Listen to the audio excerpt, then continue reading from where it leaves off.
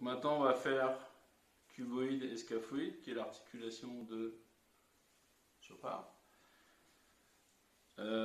Si je veux tester mon scaphoïde, donc je tiens mon cuboïde ici.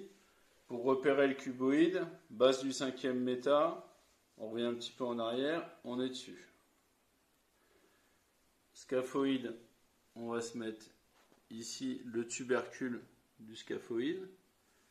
On vient ici, et là, alors si on se met juste en écoute, comme ça, de l'articulation, de cette articulation-là, je vais avoir en flexion MRP, en fait, j'ai mes doigts qui font ça, c'est-à-dire rotation externe du scaphoïde et rotation externe du cuboïde.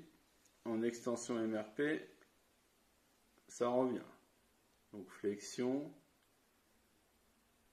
extension.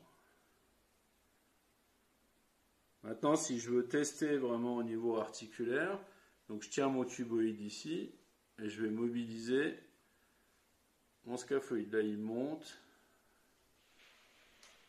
et il a un petit peu de mal à descendre, mais ça va, il bouge quand même. Donc pour le faire monter, je peux juste faire un petit coup comme ça, et pour le faire descendre, je vais me servir en fait, je vais faire un couple avec le cuboïde. Ok ? On pourrait éventuellement même utiliser la technique des baguettes, dans le même, sauf qu'il y a le cunéiforme entre les deux, mais on pourrait utiliser la même technique. Donc s'il est par exemple en rotation externe, j'accentue en rotation externe avec les baguettes, avec la respiration, inspiration, on revient ici et on fait comme de l'autre côté, en neutre avec l'expiration. Exactement la même chose pour le cuboïde.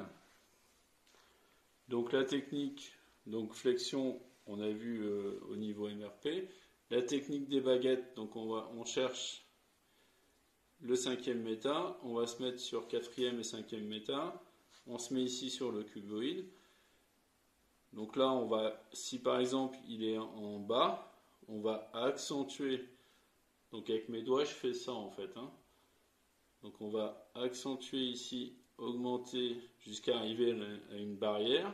Donc là, avec la respiration, en demandant au patient d'inspirer, inspire, inspire, inspire, inspire. Voilà. On souffle, inspire encore, on fait plusieurs fois comme ça. On revient en position neutre et après on ramène dans l'autre position. Expire et on remonte comme ça. Pour le cuboïde, c'est ça. Après, on va tester la ligne des cunés en fait. Donc premier cunéiforme, deuxième, troisième cunéiforme. Donc qui sont en avant du scaphoïde. Donc pour repérer tubercule du scaphoïde, et je me mets juste en avant. Je peux m'aider du méta aussi. Là j'ai mon premier méta qui arrive là. Voilà.